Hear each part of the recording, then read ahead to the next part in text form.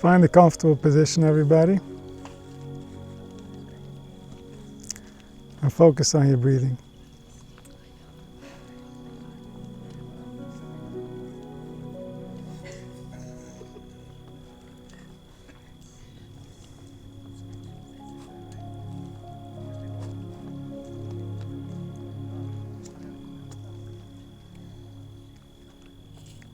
As you focus on your breathing, try to go deep and slow so that you can really relax, so that you can really come back to your natural quiet state.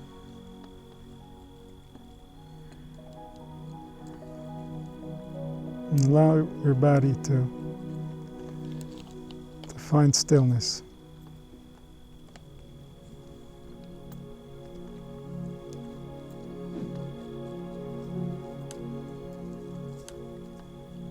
If there are any distractions, notice the sense organ that's recording those distractions. Realize that it's simply stimulation of the sense. You don't have to attribute any meaning to it. So allow yourself to stay still, regardless of what's happening in the environment. And the more you focus on your breathing, the more you're going to be able to disregard whatever is happening in the background.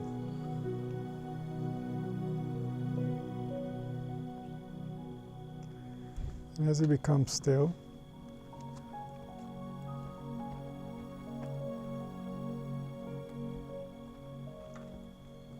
you become more aware of what's taking place inside of you.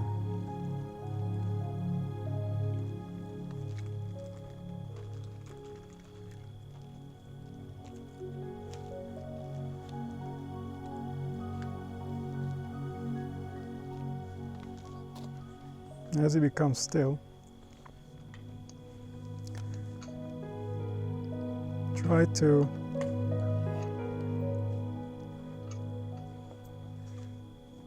focus on the area of your body where you feel the strongest sensation. So just allow yourself to scan your body and see if you can find somewhere inside your body that feels more intense or more activated or more energy than any other place, any other body part. And as you focus on that body part, as you focus on that area, try to breathe towards that area. Try to bring more attention to that area.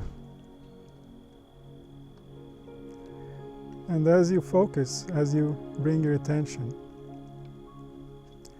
see if you can feel what's behind that sensation, what's happening.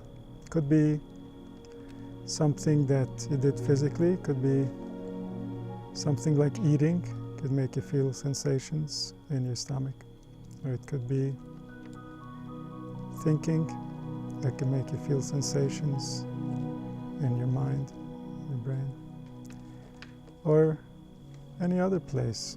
Because our body is constantly working for us. Our body is constantly doing different functions in order to allow for our continued existence.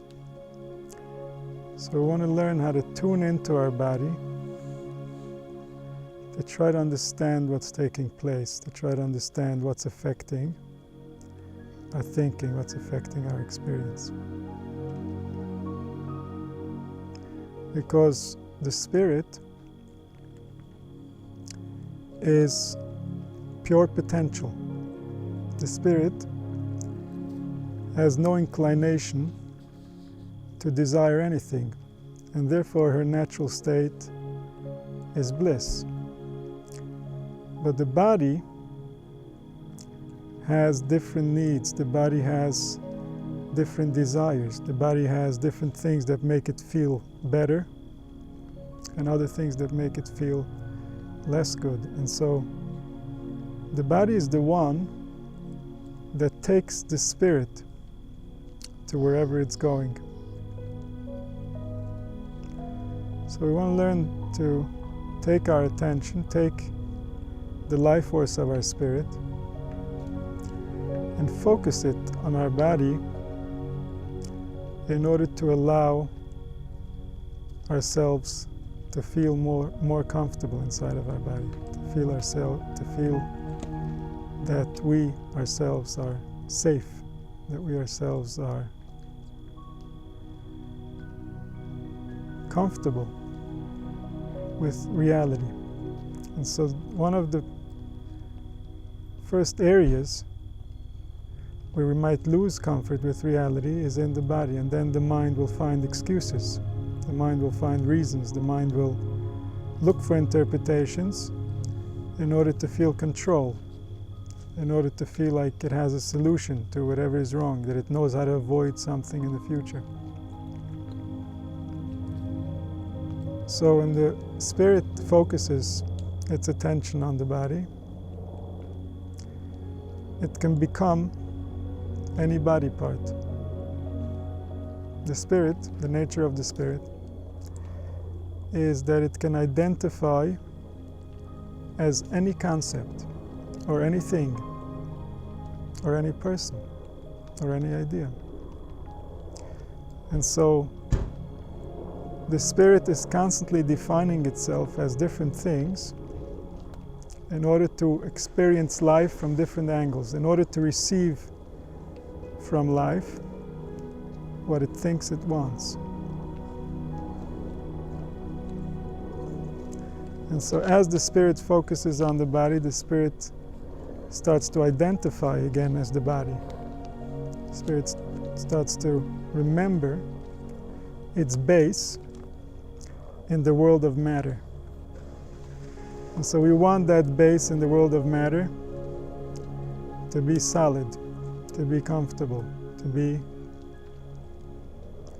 under the control, under the instruction of the spirit. So then when the spirit feels that the body is safe, the body is comfortable, then she can think about life, think about reality in favorable terms, in ways that are pleasing to the spirit itself and to life. Because when the spirit is comfortable, the spirit is flowing with nature. The spirit is experiencing in a way that is in line with its own nature and the nature of the universe.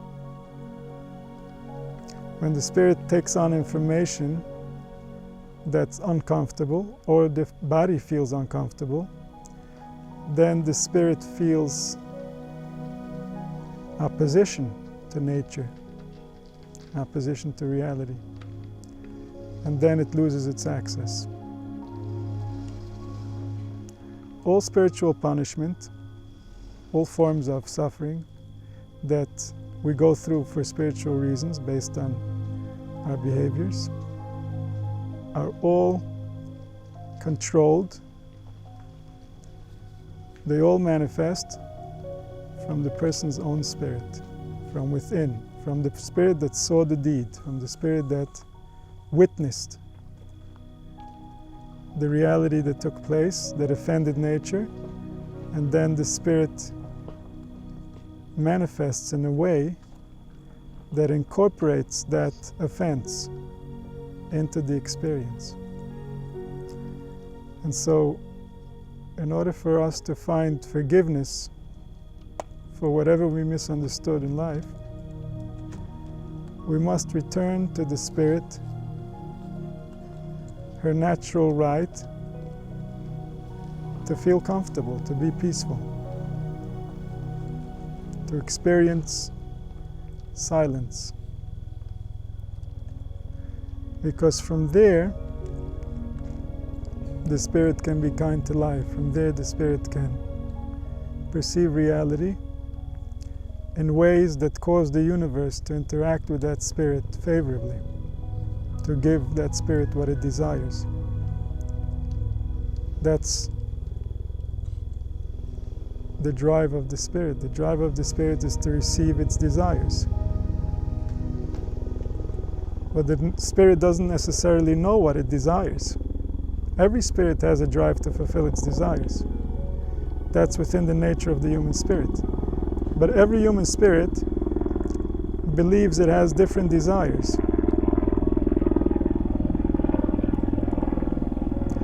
In accordance to that belief,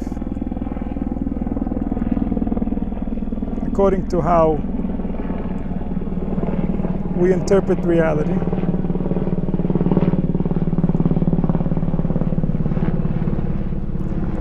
that's going to dictate whether we can receive our desires or our desires are going to be withheld from us. So it's in the nature of the desire and how it was created that's going to cause the experience of the spirit, whether it's going to enjoy the fulfillment of that desire or it's going to suffer the answer from reality that is not in accordance with the desire of the spirit. And so, when the spirit is silent, then it can remember its desires. When the spirit is being told by others or by the own mind over and over and over again what it desires, then it cannot know what it desires, it cannot remember. It just gets confused and tries to run after whatever it was told. And that can take a lifetime to wake up from. Maybe even multiple lifetimes. Because when the spirit leaves and it has unfulfilled desires, then those desires still perpetuate the path of the spirit. They still are driving her to the fulfillment because the spirit is divine. The divine, when it desires, it fulfills. That's the nature of divinity, is that it brings out realities from within it and gives them sustenance, gives them life, the way that our divine spirit does in the world of thought. Whatever we desire in the world of thought, immediately we have. If we know how to desire, then we can create for ourselves a palace in the world of thought. If we don't know how to desire, then we look to our senses and they tell us what to desire. And then we become the fool that tries to fulfill everybody else's desires. Because everybody else is presenting what they're interested in, and we haven't seen the true nature of the spirit. The true nature of the spirit hides beyond the senses. The true nature of the spirit hides in the dimensions that cannot be perceived by the senses. And so when we create desires that are external to our nature, then we don't realize the spirit.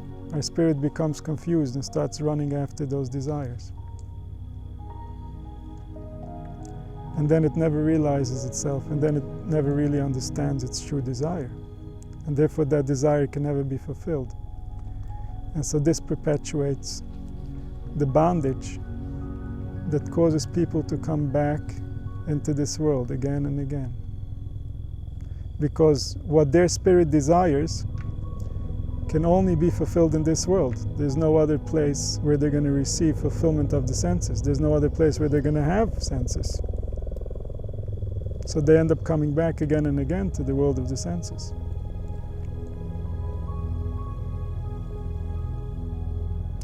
But in reality, the senses were given to us as a mechanism for survival, as a mechanism for interaction, not to identify and not to create desires for things that we cannot attain. That causes the spirit to lose its divinity. That causes the spirit to lose the realization that whatever it wants, it has. That's the nature of the spirit in the world of thought.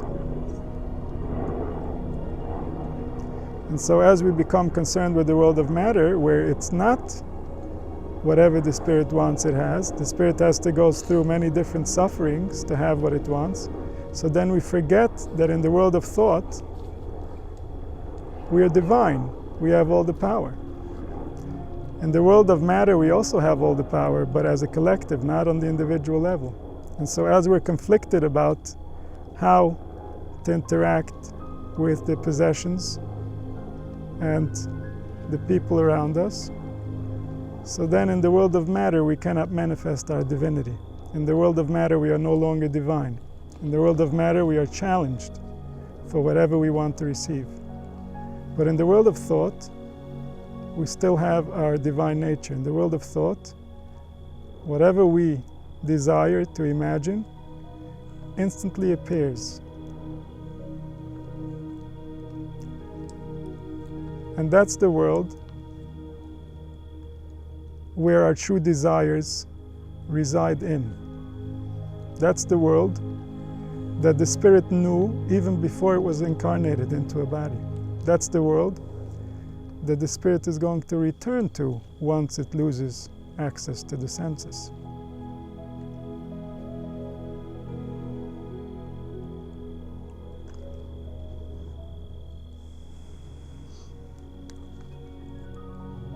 So allow your spirit the privilege to become silent, to return to its infinite potential, so that it can create in the world of thought based on its true desires, based on its true nature. Don't allow the identities that were created by the senses to confuse you about who you really are.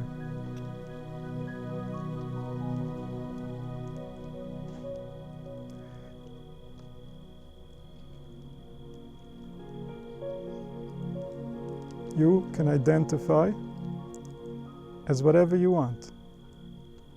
That's the power that you have.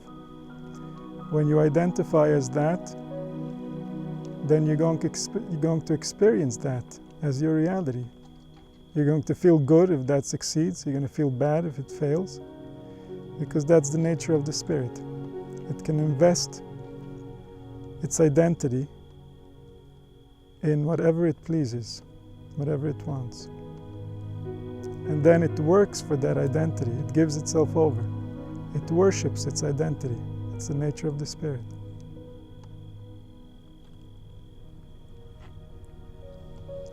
Nothing that can be perceived by the senses can truly define you. In your imagination, it can. In your experience, it will if you imagine it. But in reality, you cannot be anything that you can perceive by your senses. You don't even live on those dimensions. You don't exist there. You only interact with it.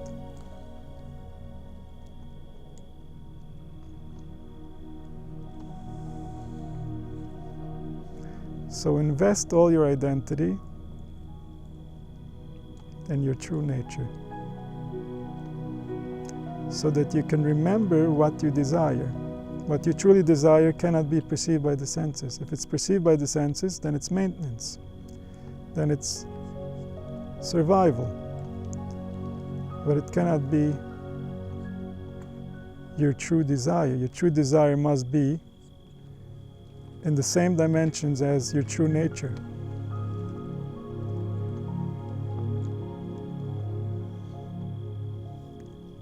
Your true desires cannot exist in the world of matter.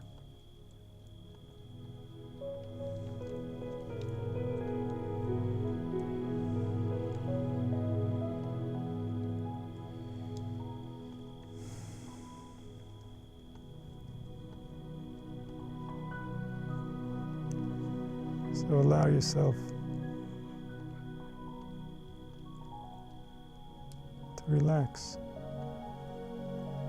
to surrender to what's already there, to open yourself up to seeing life anew, seeing it for the first time, seeing it, knowing that you are not what you're looking at.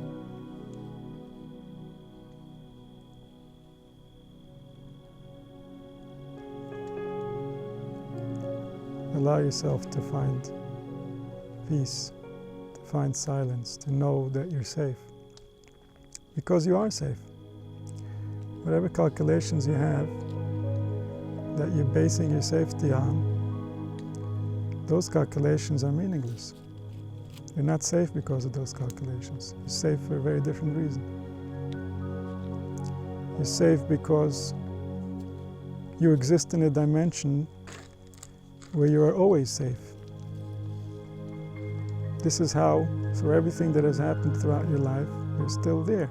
You're there because you're always safe, regardless of the circumstances. Circumstances will come and go, and you're going to be there still. That's what makes you safe. So if you're feeling safe because you think you have control over the circumstances, that's nonsense. You're safe because you can't be not safe. Because that's the nature of who you are. You absolutely exist. And that's as safe as you can possibly be. So allow yourself to surrender to what already is. Find safety in what is. That's where you are. And so you can perceive from that place of truth. You can perceive a realization about what it means to be you that will give you more energy, that will give you more desire to live, that will give you a positive experience while you're going through this experiment, while you're incarnated in this body. So allow yourself to be yourself.